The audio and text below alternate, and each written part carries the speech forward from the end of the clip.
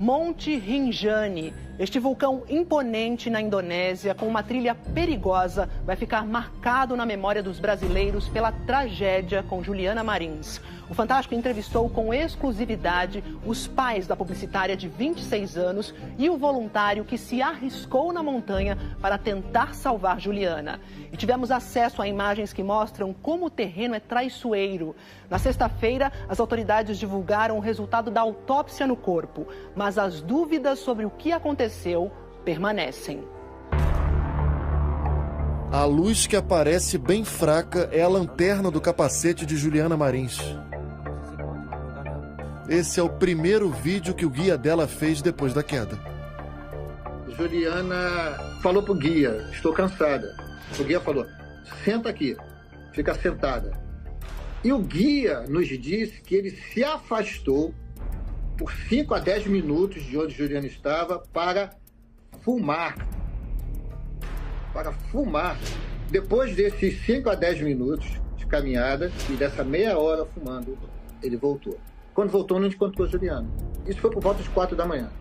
Quando ele avistou Juliana, já era 6 horas da manhã. 6 e 8. Por que eu sei que é 6 e 8? Porque ele fez um vídeo e mandou esse vídeo pro chefe dele. E aí ele manda um recado pro chefe dele, que aciona o parque.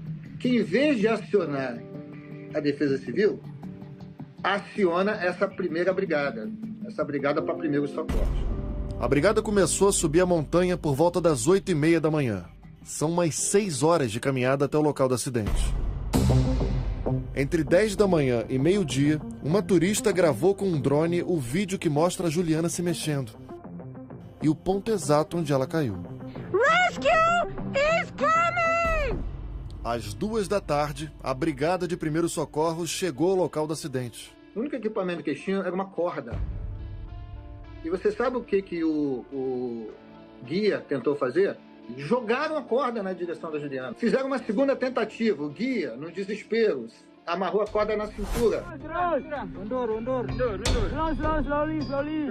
Ele tentou descer com essa corda amarrada na cintura, sem ancorar a corda.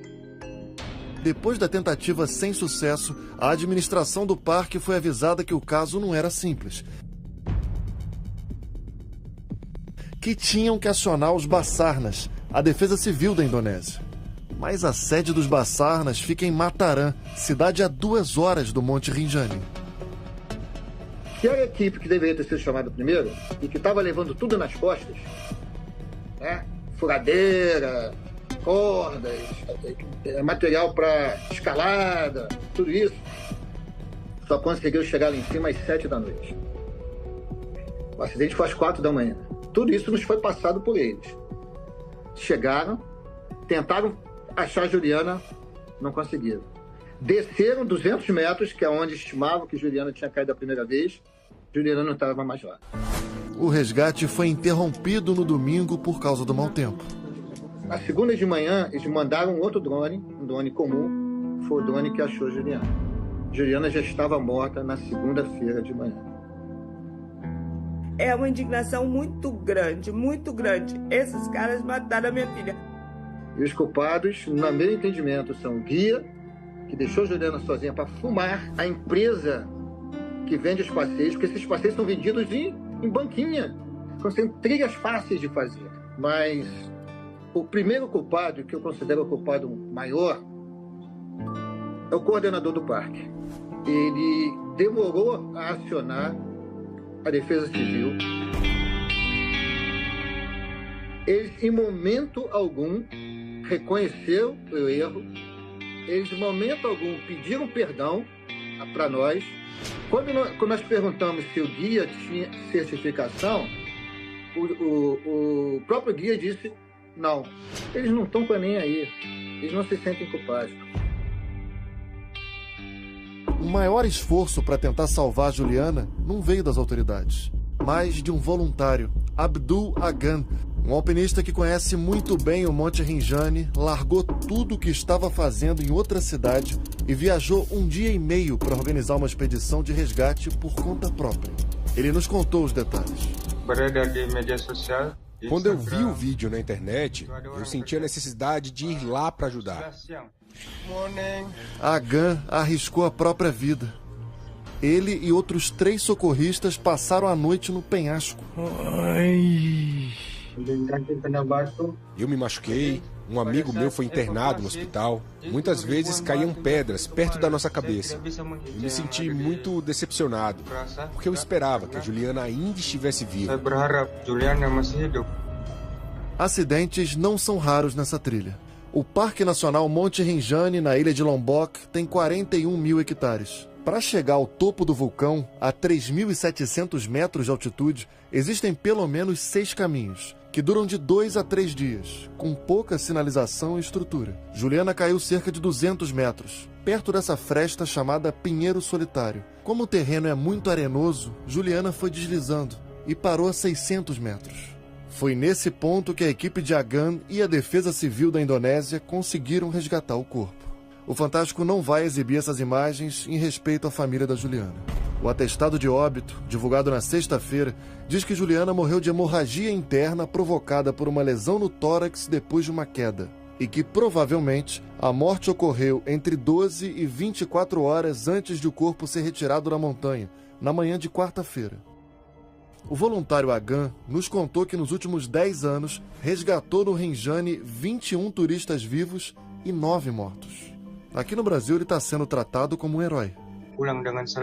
Eu não sei o que dizer, mas obrigado aos meus amigos e brasileiros que acreditam em mim. Eu só quero pedir desculpa para a família por não conseguir salvar a Juliana. A aventura pelo Monte Rinjani é um passeio muito procurado por turistas do mundo todo. No dia seguinte ao acidente de Juliana, o parque funcionava normalmente. O brasileiro Thiago fez a trilha e se assustou com o que viu. Eu não tinha a menor ideia que era assim, né? Não fala a dificuldade, não fala a elevação, né? Eles não perguntam se a gente já fez antes alguma trilha desse nível. É muita negligência deles. O Bernardo esteve lá em outubro do ano passado, quando os socorristas acharam o corpo de um turista desaparecido havia 9 dias. No mesmo fim de semana, um irlandês caiu de um penhasco, sofreu ferimentos leves e foi resgatado. A gente paga mais de R$1.000 para fazer essa trilha, com todo o suporte que tem, mas parece que todo esse dinheiro vai para agência de turismo, vai para custos, vai, enfim, para o parque, mas não vai para os guias. A cara do amadorismo total. Muitos ali, para não falar a maioria, sobe de chinelo. Hello. Nós também ouvimos alguns dos mais experientes montanhistas brasileiros. Carlos Santalena é guia no Monte Everest e também já esteve no Rinjani. Ele reforça a importância de buscar informações antes de fazer trilhas e a necessidade de estar com equipamentos adequados, e aponta erros básicos na organização da expedição de Juliana. O ideal ali acho que está longe de acontecer, mas o ideal seria isso, né? Ser uma área controlada, a qualificação desses guias serem controladas por um órgão ali local, bem como a equipe de resgate, a equipe de voluntários também ser coordenada por esse órgão, né? Ninguém fica na montanha para trás. Karina Oliani já enfrentou vulcões poderosos e é médica especialista em resgates em áreas remotas. Mas a gente viu turistas voando um drone extremamente amador ali, pequenininho, nada profissional, e conseguindo com aquele drone visualizar a Juliana. Então, se eles tivessem um drone um pouquinho mais profissional para entregar um mantimento para ela, certamente ela teria ganhado algumas horas. Se eles tivessem o equipamento correto, eles podiam ter impedido ela de escorregar mais. O Fantástico está desde quarta-feira tentando falar com a polícia, com os diretores do parque, com a prefeitura da ilha de Lombok, com o Ministério do Turismo, com o Ministério das Florestas, responsável pelo parque, com o Ministério do Exterior e até com a presidência da Indonésia. Ninguém respondeu. Ontem, um turista da Malásia caiu enquanto fazia a mesma trilha. Ele foi resgatado com uma fratura na bacia e levado ao hospital. Agora a gente vai lutar por justiça, porque ela também merece muito isso. A gente pede, inclusive, que não esqueçam da Juliana, que estejam com a gente nesse momento. Quero fazer um agradecimento muito especial ao povo brasileiro. O povo brasileiro se solidarizou com a nossa causa, comprou a nossa causa. A Prefeitura de Niterói, no Rio de Janeiro, cidade onde Juliana nasceu, pagou para a família o valor do traslado do corpo. E fez uma homenagem. Juliana virou nome de mirante num dos cantos favoritos dela. A Praia do Sossego. A viagem de Juliana era parte de um projeto de vida. O grito de liberdade e de independência chegou à mãe numa mensagem escrita no início da viagem pelo Sudeste Asiático. No final da entrevista ao Fantástico, Estela quis ler o que a filha escreveu. Mami, eu te amo tanto, fiquei com o coração partido quando a gente se despediu. Na verdade, essa é a única coisa que me preocupa, deixar você, papi ou minha irmã desapontados. De resto, eu não tenho medo de muita coisa não, muito menos de perrengue. Eu fui criada por uma mulher que consegue resolver qualquer problema e que não tem medo de se jogar e ir atrás do que sonha. Eu sou assim também. Eu tenho vontades e sonhos diferentes. Eu amo muito vocês e serei sempre grata por todo apoio, cuidado e carinho.